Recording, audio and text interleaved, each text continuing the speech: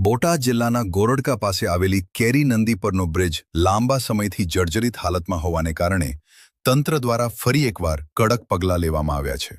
સુરક્ષાના ભાગરૂપે આ જર્જરિત બ્રિજ પરથી પસાર થતા ભારે અને ઓવરલોડિંગ વાહનો પર ફરીથી પ્રતિબંધ મૂકી દેવામાં આવ્યો છે અને તેની કડક અમલવારી શરૂ કરી દેવાઈ છે. ઉલ્લેખનીય છે કે ગત 16 જુલાઈના રોજ પણ આ ગોરડકા બ્રિજ પર ભારે વાહનોની અવરજવર પર રોક લગાવવામાં આવી હતી.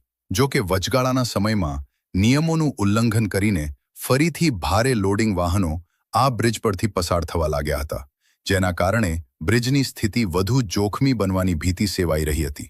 આ બાબતને ગંભીરતાથી લઈને પ્રશાસન દ્વારા ફરીથી આ પ્રતિબંધનો કડક અમલ શરૂ કરાવવામાં આવ્યો છે.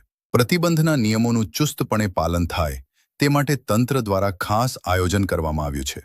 ગઢડા હાઈસ્કૂલ, 4 રસ્તા તેમજ ગોરડકા બ્રિજની આગળ ખાસ ચેકપોસ્ટ ઊભી કરવામાં આવી છે, જ્યાં ચુસ્ત પોલીસ બંદોબસ્ત ગોઠવી દેવાયો છે, જેથી કોઈ પણ ભારે વાહન બ્રિજ તરફ આગળ ન વધી શકે.